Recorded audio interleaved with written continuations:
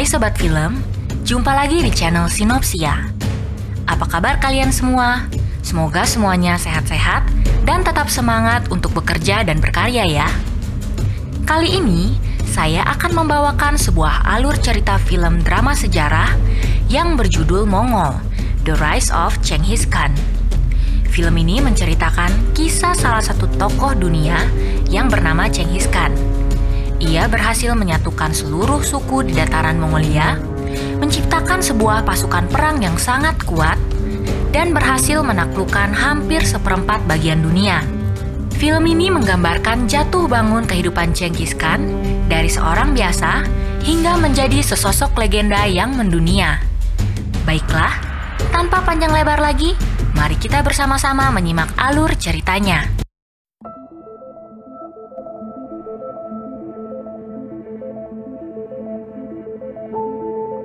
Film dibuka di tahun 1192. Di dalam sebuah penjara yang gelap dan kotor, seorang tawanan bernama Temujin sedang menceritakan kisah masa lalunya. 20 tahun yang lalu, di dataran Mongolia, Temujin yang pada saat itu masih berusia 9 tahun, ditemani oleh ayahnya Yesugei, pergi memilih wanita yang kelak akan dipersuntingnya dari klan Merkit. Di perjalanan, mereka singgah sebentar di sebuah perkampungan klan lain untuk beristirahat. Di sana, Temujin kecil bertemu dengan seorang anak perempuan yang bernama Borte. Ia berkata kepada ayahnya bahwa ia ingin menikahi Borte. Ayahnya mengatakan bahwa ia harus memilih wanita dari klan Merkit, bukan dari klan ini, karena klan ini adalah sebuah klan yang lemah. Temujin mengelabui ayahnya dengan mengatakan bahwa ia ingin berlatih memilih istri. Esoknya, beberapa anak wanita dari klan itu dijejerkan untuk dipilih oleh Temujin. Temujin menyisir mereka satu persatu dan langsung memilih Borte. Ayahnya tampak kaget, tapi mau tak mau, ia harus menerima pilihan anaknya itu. Mereka pergi meninggalkan klan itu, saling berjanji bahwa 5 tahun lagi mereka akan menikah. Di perjalanan, mereka singgah di tempat peristirahatan dan bertemu sekumpulan orang dari klan musuh. Mereka saling bertukar minuman, dan Yesugei meminum pemberian mereka sampai habis. Di perjalanan, Yesugei merasa sakit perut, lalu terjatuh dari kudanya. Tampaknya, ia diberi racun oleh klan musuh itu.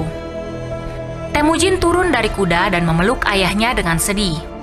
Di penghujung nyawanya, Yesugei memberitahu bahwa Temujinlah Khan yang akan menjadi penerus dirinya, dan ia harus tumbuh menjadi seorang pemimpin yang kuat. Sesampainya di desa, Targutai, salah seorang letnan Yesugei, membelot dan menyatakan dirinya sendiri sebagai Khan yang baru. Ia menangkap Temujin hendak membunuhnya, tetapi akhirnya ia memutuskan mengurungkan niatnya karena membunuh anak kecil tidak diperbolehkan dalam aturan suku bangsa Mongol. Ia bersumpah bahwa ia akan membunuh Temujin pada saat ia dewasa nanti. Temujin kecil berjalan sendirian ke atas sebuah gunung untuk meminta petunjuk dari sesosok dewa. Tetapi di perjalanan, ia terjatuh ke dalam sebuah danau es yang dingin. Temujin diselamatkan oleh seorang anak lelaki yang bernama Jamuka. Sejak saat itu, mereka bersumpah darah dan menjadi saudara. Beberapa waktu berselang dan Temujin kembali ditangkap oleh Targutai. Pada waktu penjaganya sedang lengah, Temujin kecil menyelinap lari dari desa itu. Dengan selembar papan kayu yang mengikat di lehernya, ia berlari ke atas gunung untuk meminta pertolongan dari dewanya. Sesosok dewa dengan rupa seekor serigala muncul dan melepaskan Temujin dari belenggunya itu. Beberapa belas tahun berselang, Temujin kecil kini sudah menjadi dewasa. Dalam pelarian, ia diburu oleh pasukan Targutai dan kembali ditangkap. Targutai berencana untuk menyalip badan Temujin dan membiarkannya perlahan-lahan mati. Tetapi di suatu malam, Temujin membunuh penjaganya dan lagi-lagi berhasil melarikan diri. Ia mengunjungi Borte di desanya, hendak mengajaknya untuk menikah. Borte yang sudah menunggu Temujin sejak lama, langsung berkemas dan ikut dengan Temujin. Temujin membawa Borte pulang untuk bertemu dengan ibunya. Di malam itu, suku Merkit datang untuk menculik istri Temujin. Ternyata, suku itu sudah menyimpan dendam sejak lama, karena ayah Temujin pernah mencuri salah satu wanita suku mereka untuk dijadikan istri. Maka, orang Merkit itu membalas dendam dengan menculik istri Temujin. Temujin dan Borte lari karena dikejar orang-orang Merkit itu. Temujin terluka parah karena kena tusukan sebuah anak panah. Di tepi sungai, Borte mengorbankan diri untuk ditangkap, sementara Temujin berhasil melarikan diri. Temujin sampai di rumah dan dirawat oleh ibu dan adiknya. Beberapa lama berselang, dan Temujin sekarang sudah sehat kembali. Ia pergi menemui Jamuka yang sekarang adalah Khan dari sukunya sendiri. Ia meminta tolong kepada Jamuka untuk membantu membebaskan istrinya. Jamuka mengatakan bahwa adat Mongol tidak memperbolehkan sebuah peperangan yang disebabkan oleh seorang wanita. Tetapi karena Temujin tetap memaksa, akhirnya Jamuka pun menyerah dan bersedia untuk membantunya. Selang 1 tahun, Temujin ditemani oleh pasukan Jamuka datang menyerbu daerah kekuasaan Merkit. Mulailah pertempuran berdarah antara kedua suku itu. Temujin berlari masuk ke dalam area tempat tinggal Merkit dan menemukan Borte yang sedang dalam keadaan hamil besar. Temujin langsung mendekat dan memeluk Borte dengan erat. Ia mengatakan kepada Jamuka bahwa anak di dalam kandungan Borte ini adalah anaknya. Jamuka melihat suami Borte dari suku Merkit itu sudah dalam keadaan mati, dan ia pun tertawa sambil menyetujui perkataan Temujin. Malamnya mereka duduk mengitari api unggun dan merayakan kemenangan ini. Jamuka meminta Temujin untuk tinggal bersamanya dan menjadi tangan kanannya, yang mana Temujin menolak tawaran tersebut dengan halus. Temujin memperlihatkan kemurahan hatinya dengan membagikan hasil jarahan perang kepada para anak buahnya. Anak buah Jamuka yang melihat itu merasa bahwa Temujin adalah sesosok pemimpin yang lebih murah hati daripada Jamuka. Keesokan paginya, Jamuka bangun dari tidur melihat Temujin dan beberapa anak buahnya sudah tidak ada di sana. Jamuka langsung naik kuda dan pergi mengejar Temujin beserta rombongannya. Jamuka meminta Temujin untuk mengembalikan anak buahnya, tetapi Temujin menolaknya.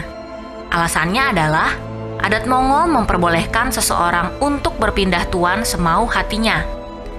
Esoknya, adik Jamuka datang ke perkampungan Temujin dan mencuri semua kudanya. Anak buah Temujin mengejar rombongan adik Jamuka dan menancapkan anak panah tepat di punggung belakangnya. Mengetahui hal tersebut, Jamuka merasa marah sekaligus bersedih. Ia bersekutu bersama Targutai untuk menyerang Temujin. Temujin yang tahu bahwa ia akan segera diserang, membawa rombongannya dan berusaha melarikan diri. Tetapi di perjalanan, ia tahu kalau ia tidak akan bisa lari dari Jamuka. Ia pun menyusun sebuah blokade untuk melakukan pertahanan terhadap tentara Jamuka. Lalu memerintahkan agar anak-anak dan para wanita untuk pergi dari sana. Dengan perbandingan 1:10, tentara Jamuka tidak perlu lama-lama untuk mengalahkan seluruh tentara Temujin. Temujin akhirnya menyerah setelah dikepung dengan puluhan mata tombak yang mengarah ke arahnya. Jamuka tidak membunuh Temujin. Sebagai hukumannya, ia pun dijual ke pedagang budak. Di pasar budak, seorang saudagar asal dari Tangut, China, hendak membeli Temujin. Tetapi biksu penasihatnya menyarankan agar dia mengurungkan niatnya. Karena sang biksu melihat bahwa suatu hari Temujin akan memimpin sebuah pasukan besar untuk menaklukkan Cina. Sang saudagar tidak memperdulikan perkataan biksu tersebut, dan ia pun tetap membeli Temujin. Temujin ditempatkan di sebuah bui yang dijaga ketat. Suatu hari, sang biksu yang sangat yakin dengan penglihatannya datang menemui Temujin. Ia berkata, jika suatu saat Temujin datang kembali untuk menaklukkan kerajaan Tangut, ia memohon agar Temujin dan pasukannya tidak menyerang biaranya. Temujin setuju, asalkan biksu tersebut mau mengantarkan kalung tulang yang dikenakannya ke Borte untuk mengabari istrinya bahwa dirinya masih hidup. Biksu tersebut menyanggupinya. Ia pun berjalan kaki menyusuri gurun pasir. Setelah menempuh perjalanan panjang, akhirnya ia berhasil mengantarkan pesan dan kalung tersebut ke Borte, walaupun ia harus membayar semua itu dengan nyawanya. Borte berhasil menyusup ke tempat di mana Temujin ditahan. Ia menyogok 2 orang penjaga dan berhasil membebaskan Temujin. Setelah kembali ke Mongol, Temujin bersumpah di hadapan dewanya bahwa ia akan menyatukan Mongol dan menciptakan 3 hukum utama, yaitu tidak membunuh wanita dan anak-anak, membalas hutang budi, dan tidak pernah mengkhianati khannya. Beberapa tahun berlalu, Temujin sekarang memiliki sebuah pasukan yang besar dan bersiap untuk berperang melawan Jamuka. Di tengah peperangan, tiba-tiba terjadi badai besar. Petir menggelegar, menyambar ke tanah, dan membuat semua prajurit turun dari kudanya dan merunduk ketakutan. Kecuali Temujin, dengan gagah berani ia tetap menunggangi kudanya dan mengacungkan pedangnya ke langit. Keberanian Temujin tersebut diikuti oleh pasukannya. Mereka melawan rasa takutnya dan menyerang pasukan Jamuka yang tidak berdaya karena ketakutan. Kali ini Temujin menang dan menjadi khan dari semua bangsa Mongol. Ia dinobatkan sebagai Chenghis Khan. Ia kemudian memaafkan dan membebaskan Jamuka beserta pasukannya. Sedangkan Targutai bernasib malang. Ia dibunuh oleh 2 orang prajuritnya sendiri dan dipersembahkan kepada Temujin. Tetapi bukannya senang, Temujin malah memerintahkan prajuritnya untuk menghukum mati 2 orang tersebut karena melanggar hukum dasar Mongol, yaitu tidak mengkhianati khannya. Sedangkan sisa pasukan Targutai dimaafkan dan diperbolehkan bergabung dengan pasukannya. Beberapa tahun kemudian, Chenghis Khan dan pasukannya berhasil memperluas area kekuasaannya dan menaklukkan kerajaan Tangut sesuai dengan ramalan sang biksu. Dan ia tidak menyerang biara untuk menepati janjinya kepada biksu tersebut. Film pun usai. Terima kasih untuk kalian yang sudah menonton video ini dari awal sampai habis. Semoga kalian suka dengan cerita ini ya. Sekian dulu video ini. Kami dari Sinopsia pamit undur diri.